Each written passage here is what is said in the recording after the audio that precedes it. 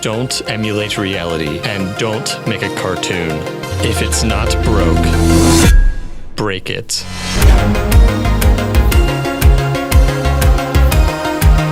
Spider-Man Into the Spider-Verse was a leap forward in animation technology, a leap forward in unconventional cinematography and editing, a leap forward in diversity, a leap forward in studio-granted creative freedom, and most importantly, a leap of faith. The story of Spider-Verse is the story of a team pushing themselves to break the mold in every way possible. An unconventional team desiring to create an unconventional film. This is the story of that team and how Sony Pictures broke the mold of studio restrictions and came back from a divisive critical release to one of the highest praised animated films of the decade that would become one of only a few to surpass Disney animation at the Oscars. This is the saga behind the story of Spider-Man Into the Spider-Verse.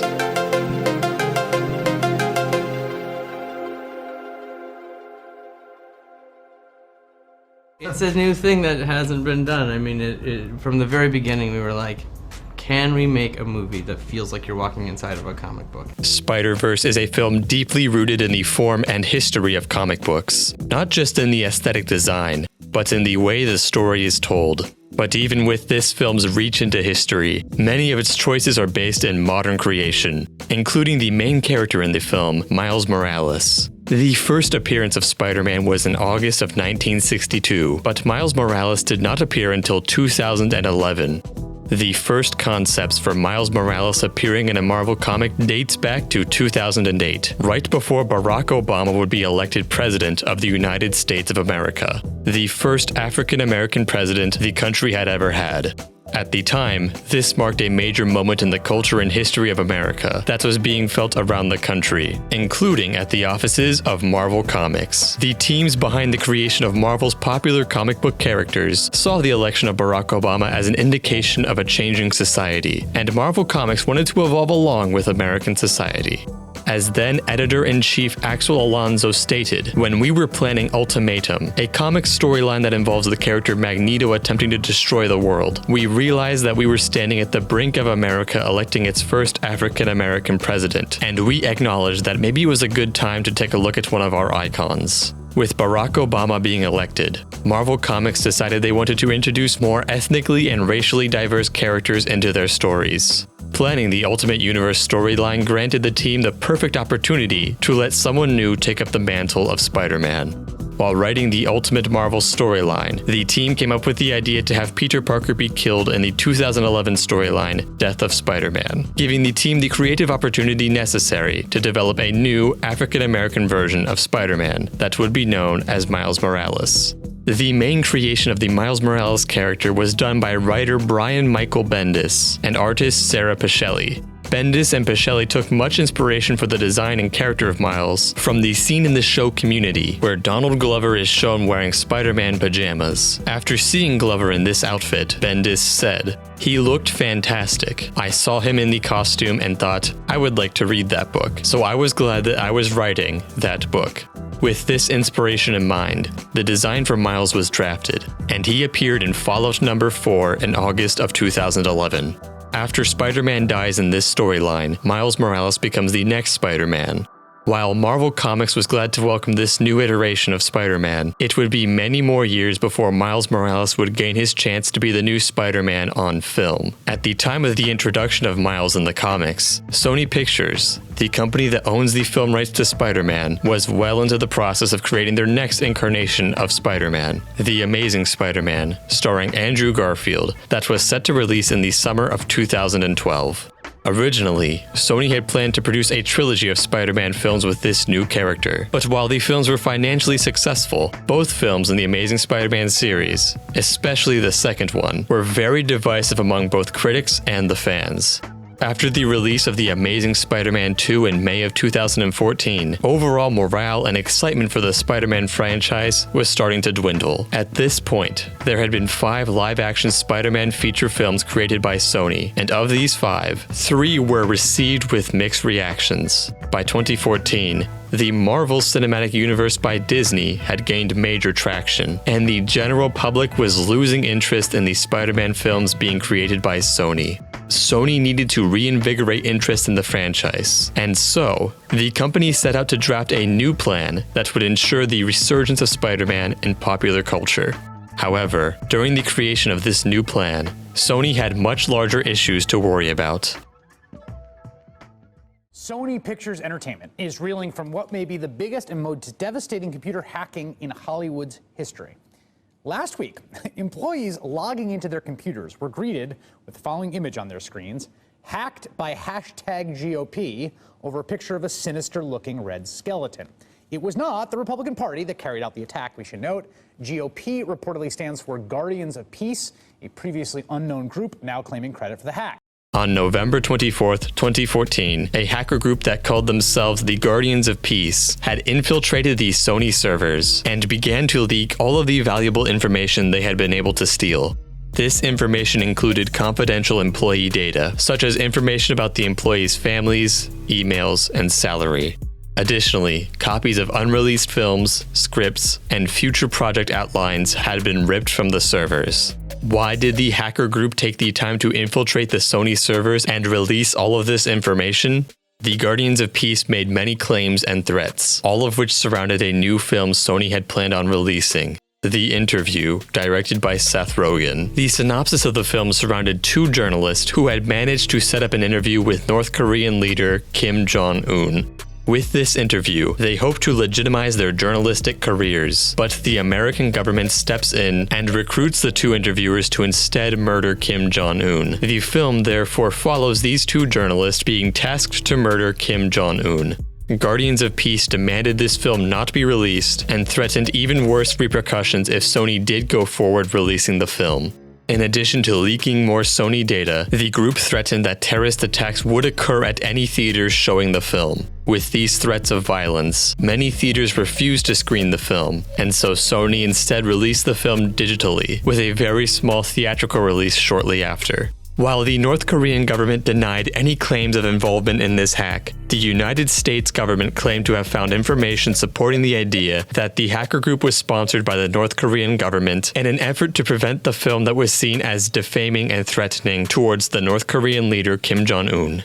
Why is this hack important to the story of Spider-Man Into the Spider-Verse? Some of the information that was leaked included emails between Sony Pictures Entertainment co-chairman Amy Pascal and President Doug Bellegarde. These emails included the early workings of a plan to rejuvenate the Spider-Man franchise by creating an animated film by Phil Lord and Chris Miller, two people who had a strong history with Sony Pictures Animation with their creation of the Cloudy with a Chance of Meatballs franchise that proved to be very profitable and was received well by audiences and critics. Outside of Sony, Lord and Miller had also created the highly successful Lego Movie in 2014, so the business team at Sony believed hiring Lord and Miller would be a sound investment, and that these two would be able to create an animated film that would surprise audiences and be highly profitable in the same way the Lego Movie was. Shortly after this leak, in January of 2015, the executives at Sony met to further develop their plans to bring Spider-Man back into the spotlight of popular culture by partnering with Disney to reboot the live-action Spider-Man saga, and by creating their own animated Spider-Man film that would be headed by Lord and Miller. With these plans laid out, Sony attended CinemaCon in April of 2015, where Sony Pictures chairman Tom Rothman formally announced to the public that a feature-length animated film was in production and would be released on July 20th of 2018. Along with this announcement, Sony announced that the team heading up the project would include Lord and Miller, Avi Arad, Matt Tomac, and Amy Pascal, with Lord and Miller writing the first treatment for the story. However, while Chris Miller was announced as helping to write the treatment for the story, the script is credited to Phil Lord and Rodney Rotham, not Chris Miller, making this the first major script Lord wrote without Miller. By December of 2015, work on the script had progressed further, but Sony decided to move the release of the film back to December 21st, 2018. This delay gave the team more time to create the script, which was especially important considering the great aspirations the writers had for the script. Chris Miller stated that their goal in creating the film was to create a film that would stand on its own and break the Spider-Man formula. This thinking is the reason that Lord and Miller chose to have Miles Morales as the main character, since they believed he was unique compared to the other iterations of Spider-Man, because of his upbringing in Brooklyn and his family heritage consisting of half Puerto Rican and half African American. Lord and Miller also believed Miles' story would stand out because of the fact that his family was still alive, and that having the parents of Spider-Man still be around would introduce new opportunities for character development and plot moments. Since Miles' heritage and family made him so unique, the writers wanted to place a focus on Miles' family dynamics and make the family central to the story. Part of the reason why the film was delayed is likely due to the many changes the script experienced over time, with some characters and plot elements changing completely. For instance, Spider-Gwen and Miles were originally set to have a completely romantic relationship, but the team decided this didn't seem to fit right with the tone and direction of the film. Without needing Spider-Gwen for the love subplot, the team considered cutting her role entirely. Producer Christina Steinberg, however, was very unhappy with the idea of Spider-Gwen's character being cut out, and she worked to advocate for the inclusion of Spider-Gwen, going as far as to help the team rework her character into her own standalone character that could contribute to the story in her own way. As Phil Lord stated, Christina kept us honest. As 5 boys making a movie, it was really good to have another filmmaker there going, I don't think you guys want to do it like this. Another character who was completely changed in the writing of the script is Doc Ock. Originally, Doc Ock was supposed to be a man, and not just any man. The original concept for Doc Ock was that he would be what the team called a super hippie Californian dude. The more his character was fleshed out and written, however, the more disappointed and frustrated the team was with this character, as they really could not find anywhere interesting to go with the character besides the humor that would come with his character. As a result, the team decided to completely rework the role of Doc Ock into a new female character, giving the writers a chance to start over with the character and make something new. This new version of Doc Ock gave the team much inspiration, to the point that they had to cut out certain ideas to keep the length of the film shorter. Another character who experienced multiple changes throughout their course of writing was Penny Parker. Originally, the character Silk from the comics was going to fill the role of an Asian American Spider-Person. The team decided to use Penny Parker instead later on in writing because of how unique the character would appear next to the other iterations of Spider-People that had already been chosen for the film. One character who did not experience many changes through the different versions of the script was the character Peter B. Parker, who was designed to be a combination of all pop culture versions of Spider-Man. At one point, Peter B. Parker had been written for Tobey Maguire, but the writers soon realized that this would confuse audiences in a film already stretching the limits of the Spider-Man universe. So the character was rewritten without Maguire in mind. Lord and Miller wanted to base his character off of the character Miyagi from Karate Kid, but they wanted to see what it would be like if a character like Miyagi did not know anything. By placing Peter Parker in this role, the character would be placed into a role audiences had never seen him in before, once again pushing the team's vision of creating a Spider-Man film audiences had not seen before. The script was considered complete by June of 2016, and Sony Pictures Animation decided Bob Persichetti would direct the film. By 2017, Peter Ramsey came onto the project as a co-director, and Alex Hirsch joined the crew as a story contributor. When speaking about this team, Phil Lord said that Ramsey was the action guy, Rothman was the comedy guy, and Persichetti was the poet. In April of 2017, the release date for the film was changed one final time to December 14th, 2018, giving the crew for Spider-Verse a final deadline to complete the rest of the project. While the rough script for the film was prepared, the crew still had a long journey ahead of them as they worked to create the art style for the film. Sony granted the film a budget of $90 million, and the team was tasked with designing the visual style for the film. Designing how the Spider-Verse film would look started with a simple idea from Lord and Miller. They wanted the film to look like the inside of a comic book, to tell a visual story in a way live-action films cannot. With this general concept established, the producers and designers worked with a single animator at first to establish what the look of the film should be. Eventually, a second animator was hired, and by the time the team was ready to move production forward in 2016 and 2017, the two animators had already spent 2 years developing 10 seconds of footage that matched the vision the directors and designers had. While this design was not final, it provided the groundwork the other animators and artists would develop upon until the final style for the film was achieved. As the design process wore on, more animators were hired to expand the possibilities for creating and designing this new world. More and more animators were hired throughout the entire production, until by the end, there was a team of 177 animators all working simultaneously, the largest crew Sony Pictures Imageworks had ever worked on a film at one time. To test out their ideas for the look and design of the film, the team used the subway station set piece, as this provided an ample sandbox to test their ideas. This subway station set piece was used to develop many of the advanced animation techniques that went into creating the look for the final film. When talking about the design for the film, artist Patrick O'Keefe said the goals involved being very selective about shapes and value structures and hues in order to get a really clean read on things. But it's also a very curated look, in the sense that we're paying attention to the details of city life and reality that, to me, a lot of animated films kind of gloss over, like graffiti or gum on the mailboxes, as well as the complexity of textures. The textures mentioned by O'Keefe were designed by the team to portray what a person like Miles would appreciate, such as the street art and graffiti. With this concept, the team used graffiti and street art as a basis for the designs of the textures and colors of the film, to better match the character of Miles and the way he would see the world around him. With the artist mocking up general designs, the animators at Sony Pictures Animation were tasked with finding a way to utilize the technology available to achieve this ambitious design. Phil Lord claimed that this design would be revolutionary, since it would combine the computer-generated style of Sony Pictures Animation with the flavor of comics. But that design could not be possible if the team could not invent a way to translate this unique visual style onto the screen. Developing these techniques started with a request Phil Lord had to the team. He wanted each frame of the film to look like it came out of a comic book, to the point that a viewer could pause the movie at any moment and see a clear image that resembles something someone could see in a comic book. This presented a multitude of challenges to the animation team, since this meant they would need to disregard some of the basic elements of cinematography.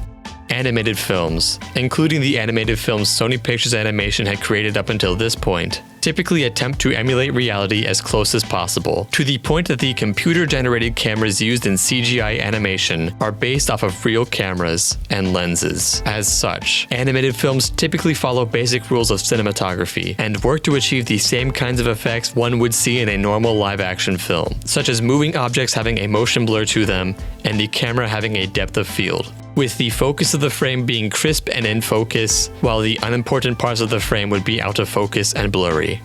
However, if Lord wanted every frame of the film to look crisp and clean like an image from a comic book, the team could not use motion blur or depth of field, since these would blur the image in ways not seen in early comic books. The team still needed to portray motion and focus visibly though, so they came up with new techniques to show these ideas visually while not blurring the image. Depth of field was replaced with a technique called defocus, where the section of the frame that would typically be out of focus would have imperfect color offsets rather than a blur, thereby portraying the idea of focus to the audiences while not blurring the image. Visual effects artist Danny Dimian explained how the team decided to use this technique. "We noticed that sometimes in printing comic books, the color offsets were not aligned properly, and this looked like the image was out of focus. By using these color offsets, the team was able to make each frame look both clear and more like a frame out of a comic book, by using color techniques seen in comic books." Replacing motion blur also required a new creative technique, since the team did not want to blur anything in the frame. They instead used a number of different techniques to convey the motion of characters and objects. The most prominent way of displaying motion was the echoing effects of moving objects. Whenever an object or a character would move quickly in the film, small pieces of geometry would be placed in the position where a traditional smear or blur would be. These pieces of geometry would appear in such a way like they were trailing after the character's motion. Once the frames are all sped up, the audiences may not see the pieces of geometry, but they feel more satisfied with the motion, since the geometry would fill in the gaps usually filled by blur, leaving the frame clear while not disturbing the audience's ideas of motion. Another way the animators worked to portray motion was with the use of motion lines that would be placed behind the character, conveying the motion of a character or object, much in the same way that the motion would be conveyed in the frame of a comic book, once again helping to make each frame of the film look like a frame from a comic book. Emulating the look and style of comic books was so important to the team that they worked to use modern technology to emulate the imperfections of traditional comic book art and printing.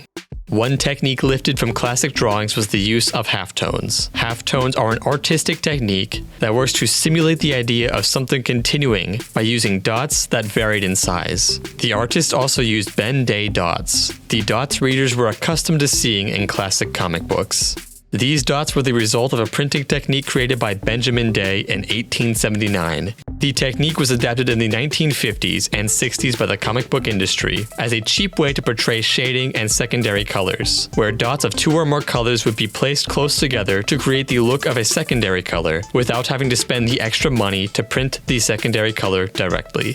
The combination of halftones and Ben-Day dots helped the crew to create colors, tones, and gradients that appeared similar to those used by comic books from the 1950s and 60s. These artistic techniques were also used to achieve crisscrossed lines, or hatching. Hatching is a technique in which the artist draws parallel lines close to each other, or perpendicular lines close to each other, to create tonal differences and shading. Another way in which the animators worked to show differences in space in the frames of the film was with the use of Kirby Crackle. Kirby Crackle is a field of black, pseudo-fractal images. These images would be used by comic book artists to portray the look of negative space, energy blasts, and smoke. With the visual effects of the collider including many energy blasts and plumes of smoke, the Kirby Crackle the animators used helped this energy beam to look like the kinds of energy beams readers would expect to see from comics. The animators and designers also wanted to sell the idea that each frame from the film was a frame from a comic book by having text appear around the characters, to emphasize actions, thoughts, or sounds. While this did not require any new technologies to implement this idea in the film, it did work to show the dedication the filmmakers had for achieving the comic book aesthetic as closely as possible by breaking film conventions. A major film convention broken by Into the Spider-Verse was the frame rate for the film. Traditional film, even animated films, are released in 24 frames per second. Spider-Verse breaks this trend by having certain scenes animated in 12 frames per second, where certain frames would last for 2 frames rather than 1. Some shots even have characters moving at different frame rates in the same shot, such as Miles moving at a slower frame rate compared to the other Spider people to visually show the audience how he lags behind their abilities earlier in the film. Breaking film and animation conventions was essential to the creation of Spider-Verse, and this continued with how the animators animated the characters and objects on the screen. Traditional animation, while still very complicated, has a few key principles animators had followed for decades to achieve a pleasing look in the movement of characters. One such principle is the idea of squash and stretch. This animation principle is the practice of the most basic form of moving animated objects, by either squashing or stretching them. By using squash and stretch, the object begins to have a contrasting shape that portrays the ideas of flexibility, and therefore the idea that the object could truly be alive and move on its own.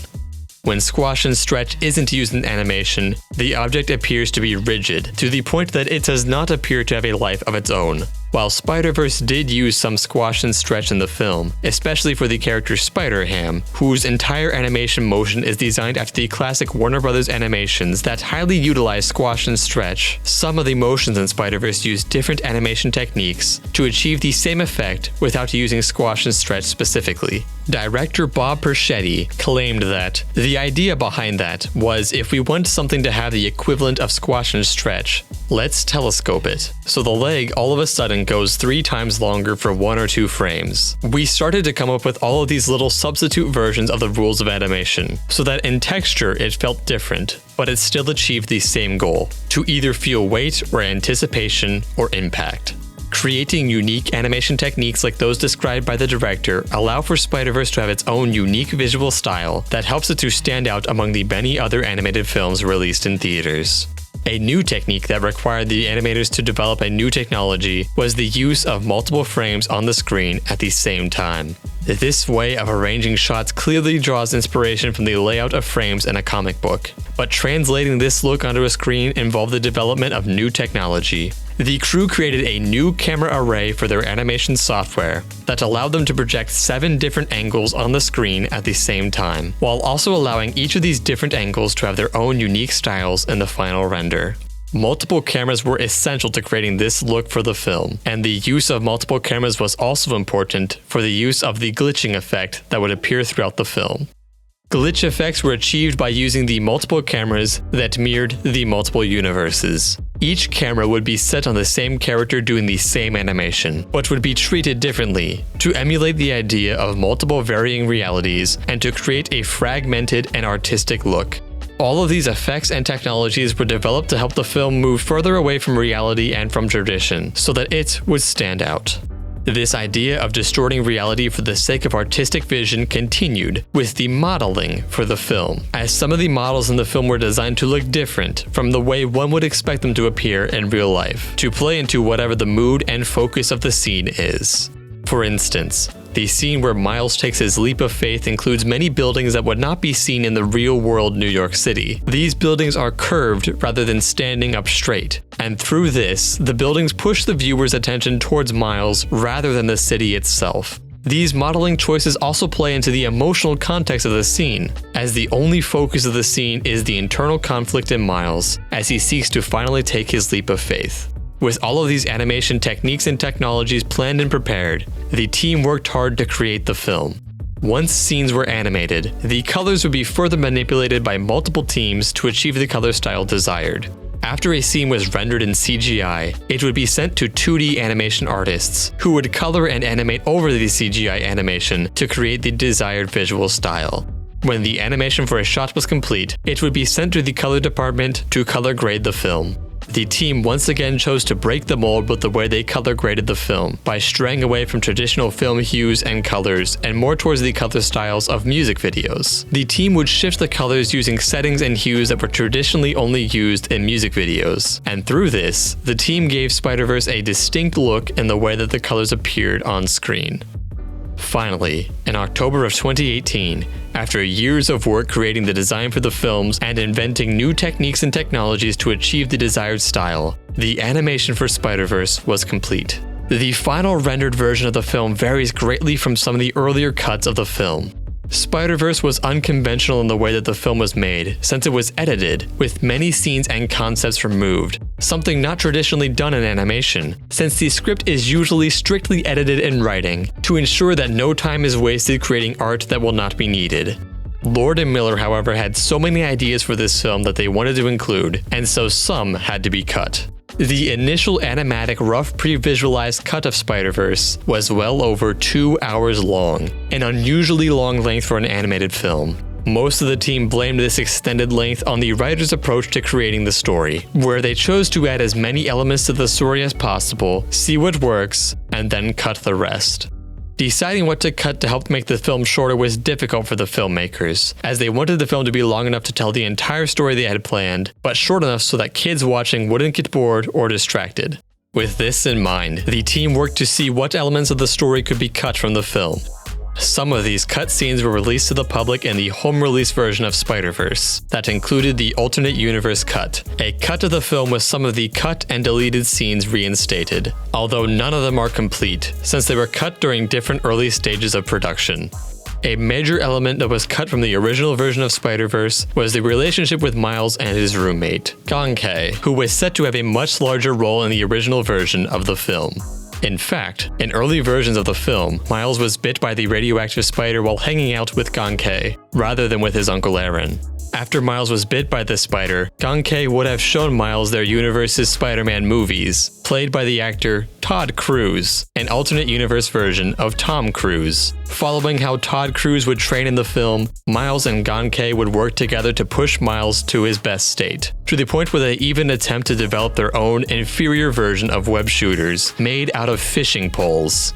A rift between Miles and Gong-Kei would eventually form in the film, when Gong-Kei would suggest to Miles that, like the Spider-Man in the movies, Miles would need to find his Uncle Ben, someone close to him that could die, so Miles could have the motivation to become who he needs to be. As one would expect, this suggestion greatly angers Miles. Later on in production, the team decided to cut Gong-Kei's role to be much more minor because of how similar his character seemed to be to Ned from the recently released Spider-Man Homecoming. Other characters in the film also had additional scenes to flesh out their characters more and give them more screen time. One character who had some of his scenes cut was the villain Kingpin. In the original version of the Spider-Verse film, Kingpin was going to be more of a multi-faced character, with a public image he seeks to keep up. To the public, Kingpin would appear as the philanthropist Wilson Frank, and he even was set to appear at Peter Parker's funeral. He would have come up to speak after Mary Jane, and he would have spoken about how great of a figure Peter Parker was, to the point that he proceeds to make a donation to the local police force so that they could hunt down Spider-Man's killer. This scene would have given insight into how the public sees a very different version of Kingpin than the true villain Miles knows him to be. This storyline could have also presented an opportunity to challenge the relationship between Miles and his father further, since Kingpin would be seen as a kind person, helping the police force Miles' father works for, while Miles would know who Kingpin truly is. Peter B. Parker was set to also have more on-screen time, with a deleted scene that fleshed out his entrance into Miles' world more. In the original cut of the film, Peter B. Parker would have teleported from his world into a grocery store in Miles' world, and this time, the teleportation would have caused Peter B. Parker to lose his pants. As a result, he would have been chased down by the police and eventually arrested for indecent exposure. He would eventually get away from the police and proceed to run into Miles at the gravesite of Peter Parker like in the final cut of the film. The original cut of Spider-Verse was also set to contain a few characters from the greater Marvel Cinematic Universe, namely Iron Man and Doctor Strange. Both of these characters would have had extremely minor roles in the story, with Doctor Strange serving mostly as a cameo and Iron Man only being discussed. Iron Man would have been brought up during a cut conversation between Miles and his parents that would indicate other superheroes exist in Miles' universe. Doctor Strange was set to make a physical appearance in the film, but not for very long. The idea of bringing Doctor Strange into the film was based on the idea that with all of this messing of dimensions going on in the Spider-Verse story, Doctor Strange would have been likely to notice and step in to see what was going on. He would not have made his entrance until the very end of the film, and when he did, it was mostly just to be a tease or a cameo, with the very last frame of the film being Doctor Strange saying hello to the characters. Other cut characters were also set to appear throughout the film, with the directors claiming at one point that they had planned to introduce 10 more Spider People throughout the film. They thought that having new Spider People constantly appear throughout the film could have been a funny, ongoing joke, but they decided that this would likely drain the audience's attention and greatly distract from the focus of the story being Miles and his character arc. Some of these cut Spider characters include cameos from previous iterations of Spider-Man. At one point, the team wanted to have Tom Holland, Andrew Garfield, and Tobey Maguire each come in to voice a short cameo where their characters would run into Miles. The more this idea was fleshed out, however, the more the team realized how confusing including these actors would be to the audiences, especially since this was the first time most general audiences had been introduced to the idea of multiple Spider People and universes coexisting. In addition to all of these cut moments, a few scenes were also removed from the film, including a scene where Peter B. Parker gives Miles a pep talk on a billboard sign. During this moment, Peter B. tells Miles he can't think about saving the whole world and only needs to think about saving one person. This scene also gives both characters a chance to reflect on their mistakes, but this scene was cut to keep the runtime shorter, and because scenes with similar emotional impact were already planned to appear in the film, making this scene redundant when placed near those other scenes. Another cut scene involved the villains at Kingpin's house discovering the Spider People were trying to get to the Collider, and a scene that involved the characters hiding Spider-Ham as a pig to be served to the guests. Speaking of Spider-Ham, many of his moments were cut, since a portion of his dialogue was improvised by John Mulaney, and sometimes Mulaney would go too far with the improvisation, to the point that he was yelling swears, something the team did not want to include in a movie being marketed towards kids and families. More interesting facts on the voice recordings for the film come with the vocal recordings for Stan Lee's cameo and for Uncle Ben. The scene where Uncle Ben is shown in the flashback uses actual archival voice clips from Cliff Robertson, the actor for Uncle Ben from the Tobey Maguire franchise. Stan Lee's cameo, however, did not need to use archived voice clips, since he was still alive at the time of production. However, he was already becoming weaker and coming closer to his passing. Because of this, he could not come to the studio to record his lines, so the studio brought their equipment into Stan Lee's house to record him there. Even though Stan Lee no longer had the health he once did, he was still very excited to record his lines for the cameo. As producer Avi Arad stated, he lived for those cameos. That was more important to him than anything else, because he understood that his personality, his legacy, will always be there. He knew how much people loved it. While the team was lucky enough to have Stanley alive for production, he unfortunately passed away before he could have a chance to see the film. While he never got to see the finished movie, he was shown the character design for his cameo during the recording session, and the crew claims Stan loved the design and was happy to be a part of the project. Lee was especially happy the story would be following Miles Morales, since he believed that was a story filmmakers had not yet given the chance it deserves.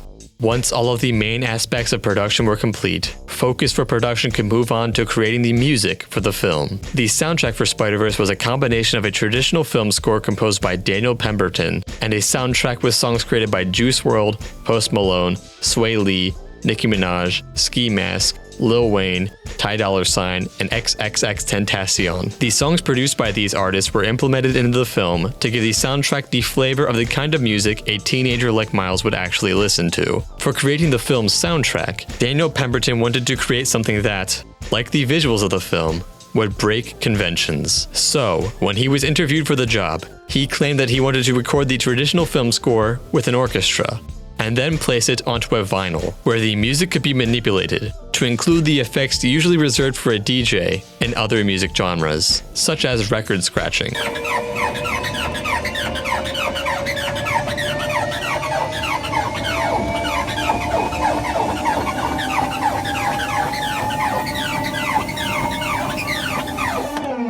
Pemberton explained to the team that this idea would be very expensive and needlessly time-consuming, but it would give the film the kind of flavor it needed in its soundtrack. The team was impressed by Pemberton's vision, and so he was hired and given the green light to try his unconventional experiment of manipulating film score.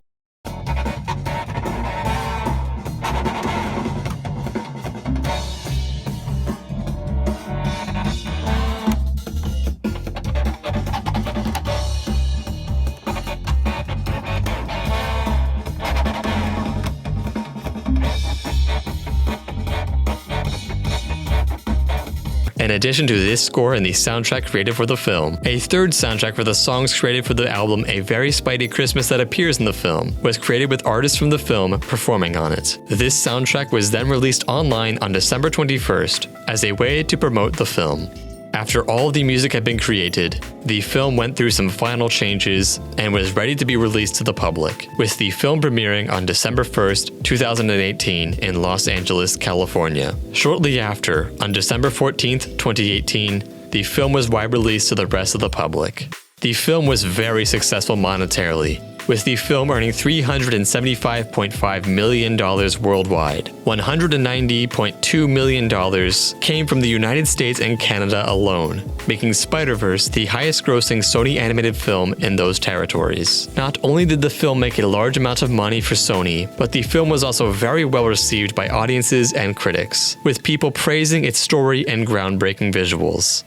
The film won Best Animated Feature at the Golden Globes and Critics' Choice Awards. The film even won Best Animated Feature at the Oscars, making Spider-Verse the first non-Disney or Pixar film to win Best Animated Film since Rango won in 2012. Spider-Verse is also the sixth non-Disney or Pixar film to win this award. This release was a huge success for Sony. After coming off of the Emoji Movie a year prior, the studio completely changed its reputation and established itself as a player worth taking seriously once again. The success was so strong for Sony that they immediately started to plan follow-ups to Spider-Verse, with such ideas being planned as a sequel in 2022, a spin-off television show, and a spin-off film following Spider-Gwen. Spider-Man Into the Spider-Verse was an animated film like no other. It took Sony Pictures Animation, a studio known for how frequently its movies tend to fall into cookie-cutter molds, and made Sony Pictures Animation into the studio that made one of the most revolutionary animated films of the decade. How was something this massive able to be accomplished by Sony? It all comes down to the creatives behind the film, their goal to break conventions, and the constant support they received from their business higher-ups. As artist Patrick O'Keefe stated, it all goes back to the studio, supporting this absolute ragtag group of people, artists who are inspired by each other to do something very personal and very different. Sony's unconventional support of a film that broke tradition and rules gave the artists the chance to make what they truly wanted to see, and through this, they were able to make a transformative film that inspired not just artists, but all kinds of people around the world to break the mold and see what is possible.